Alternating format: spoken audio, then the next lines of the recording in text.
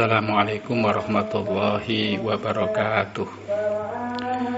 Sahabat-sahabatku sekalian yang saya cintai dan dimuliakan oleh Allah, pada pertemuan pagi ini kita akan membahas tentang lanjutan ayat kemarin, di mana ayat sebelumnya membahas tentang bagaimana penduduk kota Makkah yang mendustakan baginda Nabi Agung Muhammad Sallallahu Alaihi Wasallam, mulai dari menuduhnya sebagai tukang sihir, tukang syair, dan bahkan menuduh bahwa mukjizat yang berupa Al-Quran ini adalah sebagai hasil dari mimpi-mimpi kosong baginda Nabi.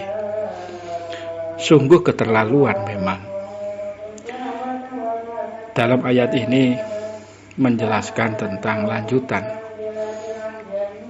posisi dan situasi pada umat-umat terdahulu.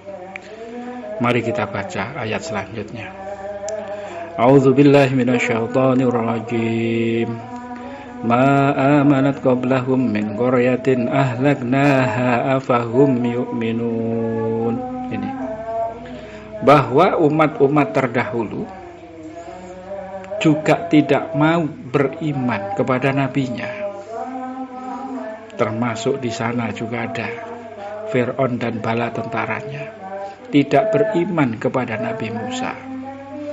Seperti juga Nabi Nuh, yang seluruh umatnya yang tidak beriman kepada Nabi Nuh ditenggelamkan juga oleh Allah, dan sekaligus menjadi edisi baru peradaban manusia.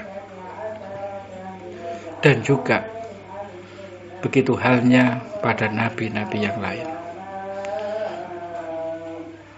Ahlaknaha afahum yu'minun.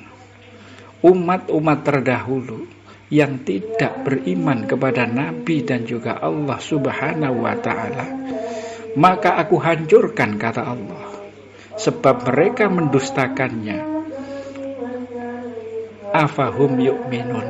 Nah, ketika mereka sudah dihancurkan oleh Allah, ketika mereka mendustakan oleh Allah, padahal banyak sekali peristiwa dan contoh-contoh pada umat terdahulu, apakah kemudian mereka beriman? Maka jawabannya tidak.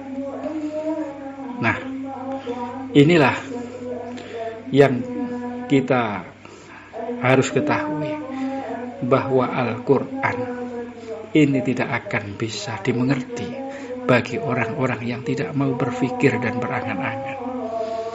Jadi kalau Allah menghendaki seseorang untuk ditutup hatinya, maka sekalipun telinga, mata, dan lain sebagainya ini dalam kondisi sehat walafiat, akan tetapi ayat-ayat Allah ini tentu tidak sampai kepadanya. Seperti contoh penduduk kota Makkah, jelas-jelas Nabi Muhammad itu juga berasal dari kota Makkah, dari suku Quraisy tepatnya. Mereka kenal, mereka tahu, bahkan semasa Nabi Muhammad ini kecil sampai tumbuh dewasa sampai diangkat menjadi nabi, mereka tahu bahwa Nabi Muhammad ini memiliki akhlak yang sangat terpuji dan dikagumi oleh semua penduduk kota Makkah. Akan tetapi mereka pun juga tidak beriman kepada Nabi Muhammad. Inilah kehendak Allah yang sangat-sangat tidak bisa dicampuri oleh manusia. Maka alhamdulillah kita harus bersyukur kepada Allah ketika kita diberikan nikmat berupa keluarga yang bahagia, rezeki yang lancar, kesehatan, dan semuanya yang telah Allah berikan yang tidak akan bisa dihitung nikmat-nikmat itu. Mudah-mudahan kita masih bisa mensyukuri nikmat itu. Dan nikmat yang terbesar yang diberikan Allah kepada kita adalah nikmat iman dan nikmat Islam. dengan nikmat iman dan nikmat Islam, apapun yang kita lakukan, segala amal baik yang kita lakukan, maka inilah nanti yang akan menjadi bekal kita ketika menghadap Allah Subhanahu wa ta'ala. Akan tetapi sebaliknya, jika orang tidak dikehendaki oleh Allah, tidak diberikan nikmat oleh Allah berupa nikmat iman dan Islam, maka orang itu tidak akan pernah merasakan keberuntungan.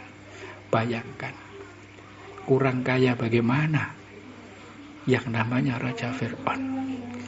Mereka kaya raya, dan Allah memberikan kekuasaan yang sungguh sangat luar biasa. Nikmat kesehatan yang tidak pernah sakit mulai dilahirkan sampai ia meninggal. Dia diberi kekuasaan, bahkan sampai kemudian Fir'aun menganggap dirinya sebagai Tuhan. Lah kira-kira sahabat-sahabatku sekalian yang dimuliakan oleh Allah, kira-kira awake dhewe niki nek dibandingne Fir'aun niku kira-kira sugih endi? Kuwasa endi kali Fir'aun? Akan tetapi itulah Fir'aun, manusia yang memiliki segala-galanya, memiliki semuanya, tahta, kekayaan, wanita dan lain sebagainya. Hanya satu ternyata yang tidak diberikan oleh Allah Subhanahu wa ta'ala. Apa itu? Nikmat iman dan Islam. Semuanya akan sirna. Semuanya akan sirna, tidak membekas. Sahabat-sahabatku sekalian yang dimuliakan oleh Allah, mudah-mudahan ulasan tadi, sedikit keterangan ini dapat kita pahami secara bersama-sama dan menjadikan kita lebih pandai mensyukuri atas segala karunia nikmat yang telah Allah berikan kepada kita. Terutama dan paling utama adalah nikmat iman dan Islam.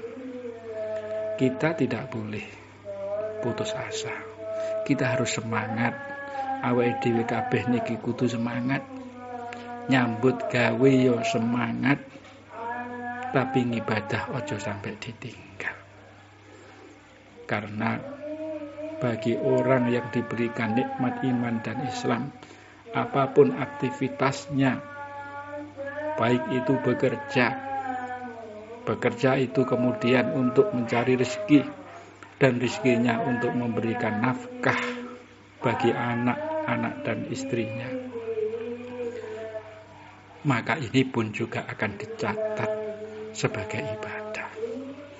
Maka kalau saya boleh berpesan, teman-temanku semua, sahabat-sahabatku semua yang dimuliakan oleh Allah, jangan pernah kita lupa bahwa aktivitas kita ini merupakan aktivitas yang sangat mulia. Teman-teman semua kerja dengan serius, kerja dengan semangat 45, mulai pagi sampai sore. Saya yakin pekerjaan di dunia kita ini, pekerjaan dalam aktivitas sehari-hari kita ini adalah pekerjaan yang membutuhkan totalitas. Nggak kena separuh-separuh. Itu artinya apa? Mek kurang niat tok. Ketika niat kita sudah pas, ditambah kita diberikan oleh Allah nikmat Islam dan iman, saya yakin panjenengan kabeh, konco-konco kabeh, dan mudah-mudahan husnul khotimah, sebuah akhiran yang diharapkan oleh semua hamba-hambanya Gusti Allah yang soleh.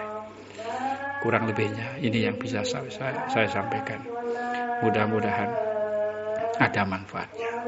Wallahu a'lam bishawab. Assalamualaikum warahmatullahi wabarakatuh.